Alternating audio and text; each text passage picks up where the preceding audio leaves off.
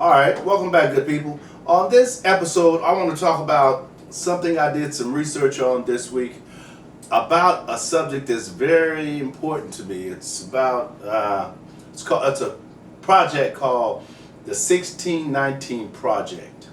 Are you familiar with that? You ever heard of that?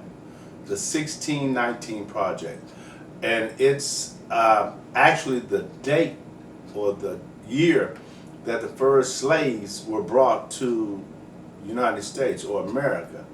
And from 1619 to until 2019, that's 400 years. So you probably heard of the 400 years of slavery, right? That's actually the date that the first slaves stepped foot in Virginia from the ship. Actually, there was like 20 or 30 of people, slaves, that were brought here.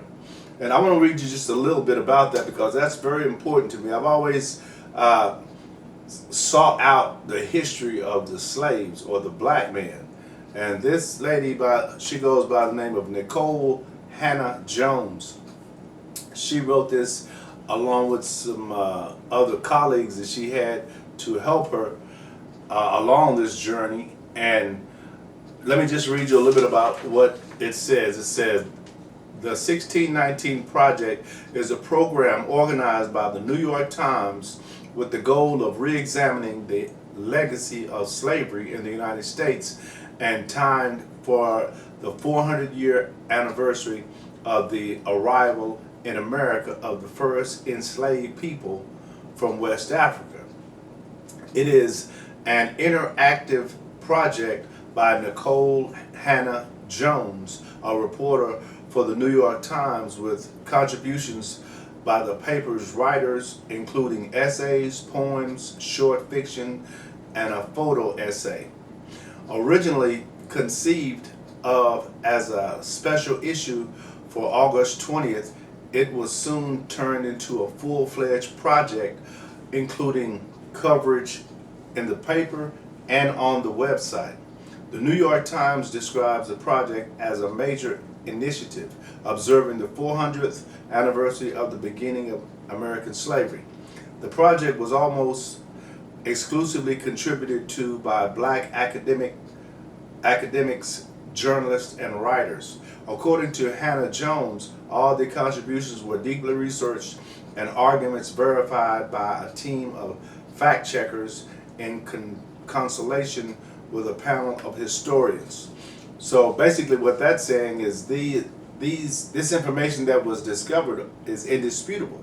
It's based on facts, and you can't dispute facts. So if you get a chance, check out that. Go to YouTube, type in 1619 Project.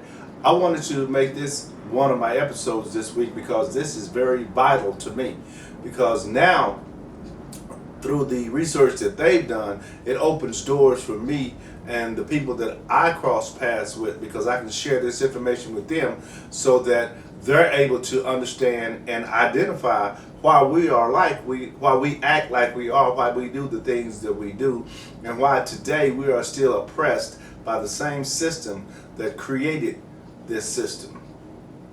Listen, I really want you to go and check it out if you get a chance. I know you will sooner or later, because they're working to get it in public schools and every place so that people can be informed about how this actually worked. This process was actually left out or never told in the story of the African American or the African who came to America, right? Their name was taken, their religion was taken, their language was taken, and they had to relearn a whole nother language, was given a whole nother identity. Now you want to know why we react the way we react about certain things, right? Along with the fact that we're still being oppressed today by the system that the oppressor created. I love this story, and I feel like you will too if you get a chance. I'm not going to talk long on this because I've got several things to do today, but I did want to get this created and in the can so that you can go and view for yourself. The 1619 Project. All right, we'll see you on the next episode.